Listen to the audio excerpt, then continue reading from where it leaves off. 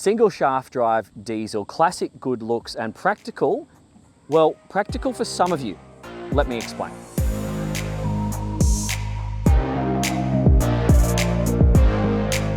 It's tracking quite nicely, almost like some sailing yachts. It doesn't lean in, but it doesn't lean out, it just stays flat. You could just have a coffee here, I reckon you're not going to spill it.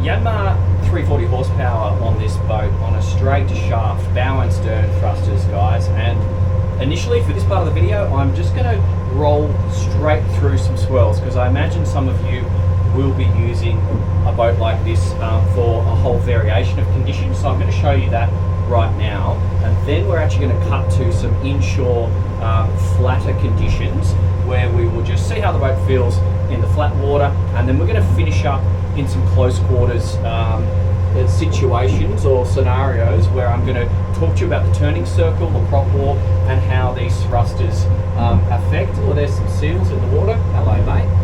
I don't think you'd want to swim here. We're just talking about that with Shane. It's probably quite sharky. Alrighty, some guy having a good time on a ski. I'll leave him to starboard. Let's accelerate. Got a couple little rolly ones under a metre at the moment, but it's definitely over a metre as we get it out and more exposed to the swell. We have a dirty bottom, so I'm not going to be giving you complete accurate speed numbers today, but I'll run through the revs. We've got 3/4 full tank of fuel, a absolutely 100% full of water. So I'll talk about the revs and the SOG. Right now, just sitting on 7.5 SOG at 2,000 revs, and I'm just going to increase that speed a little bit. We do have trim tabs on this boat because when she's got a clean bum, unfortunately we've got about some growth from since October, thereabouts, and because it's summer here, the growth has been quite accelerated. We just weren't able to get the boat dived on in time for today. So the top speed, which is 20 knots of this boat, it's not going to be achieved. So you'll just have to trust me on that one, because Shane, who sells the boat, he has done 20 knots on this actual hull before. Alright, accelerating. 8.5 knots, quite comfortable. Obviously I've already driven out here from the marina. I do note that at those under 8 knots, even up to about 10, she really doesn't make a lot of wash at all. It's quite a non-intrusive boat, which I suspect many of you are going to be seeking, because you're going to be coming and leave a comment if you agree or disagree from sailing, or you will really have quite an appreciation for that classic style shaft drive. Here we go, here's some wave now. Style of boat. Okay, they're bunched up a little bit here. I'm just coming through those waves at 9 knots. Got no trim tab at the moment. Taking the waves on the bow. I'm going to increase my power just a little bit more. We'll get the boat moving to about 10. And yeah, this is nice and messy actually. Short wave period, about a metre going into them, and it looks a little bit larger as we clear the point here, so I'll just keep going into them for a while.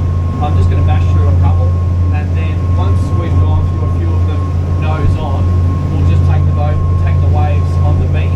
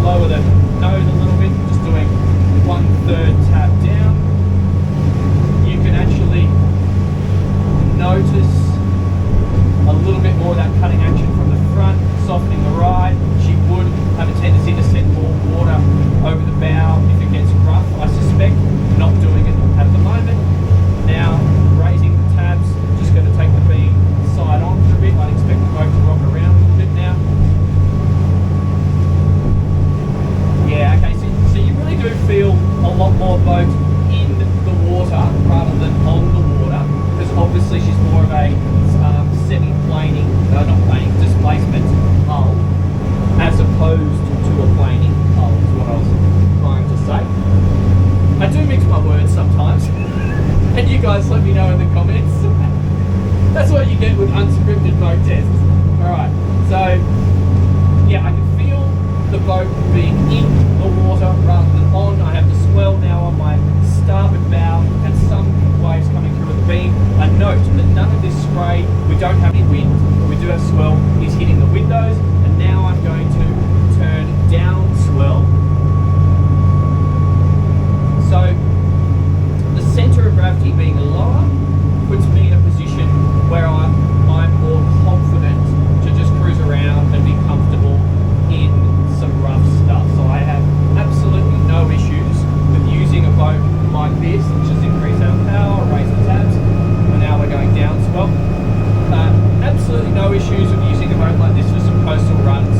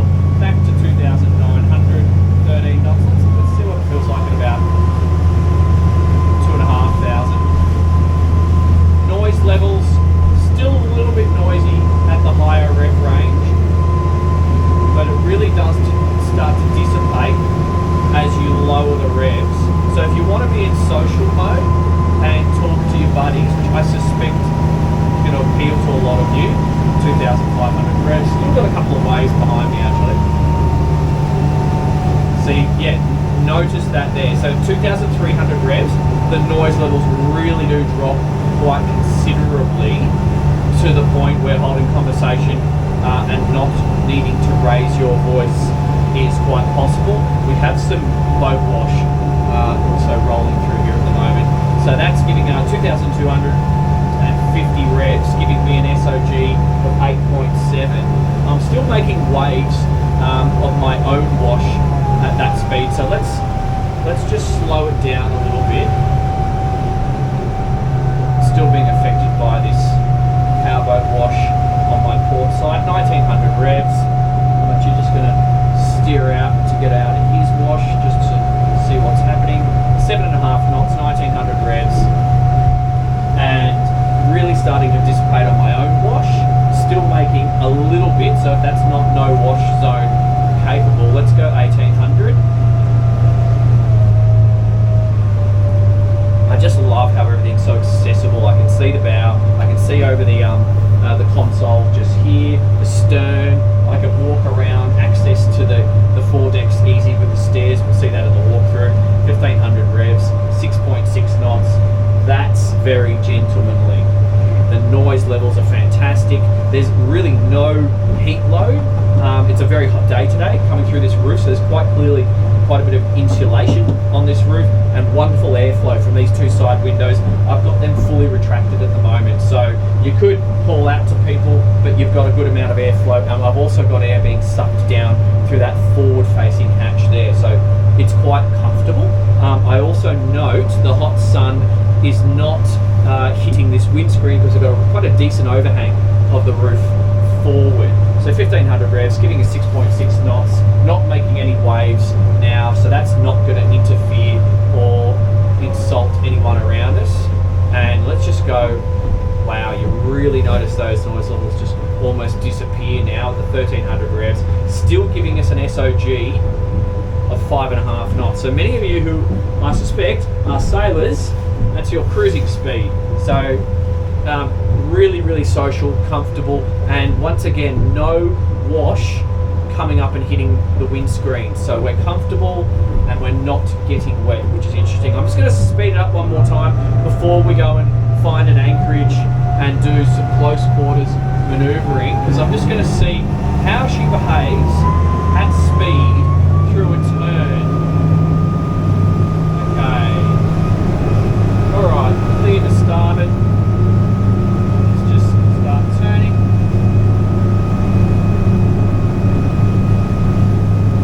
So she really maintains quite a level attitude through the turn. Look at that, guys. It doesn't lean in, but it doesn't lean out. It just stays flat.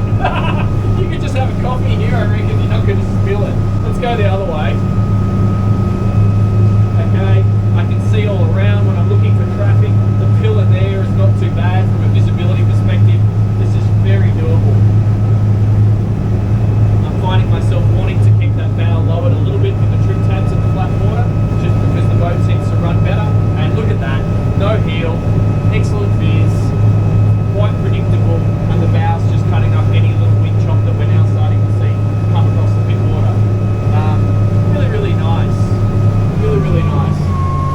So that's very interesting. We're going to go straight around the corner now, and we'll play with the prop walk in forward and reverse and the thrusters, just to give you a little demo of how your anchoring and docking experience is going to be like. I suspect quite a few of you are going to be considering keeping a boat like this on a swing mooring, so we'll just suss that out in terms of what she feels like leaving the helm and going up to the bow, because you're probably going to do it by yourself, I suspect.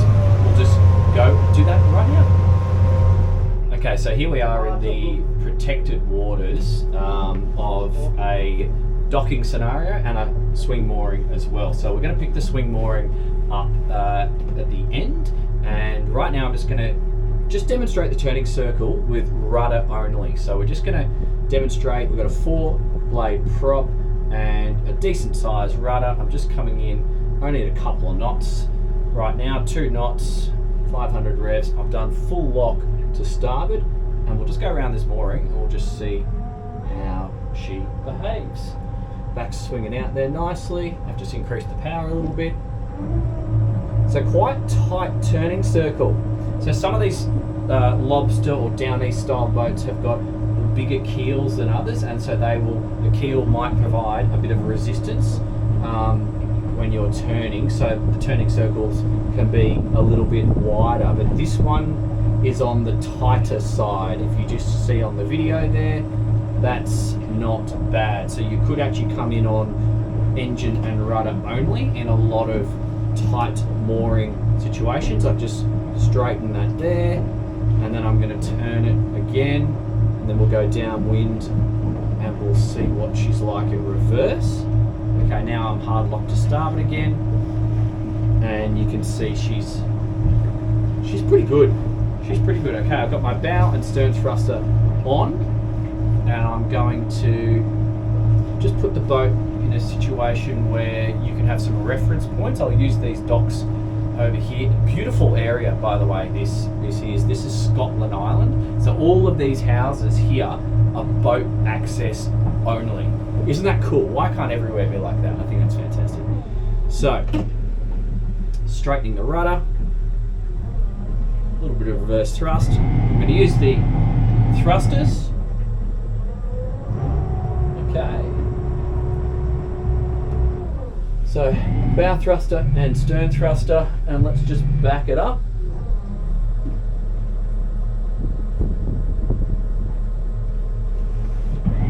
Yep.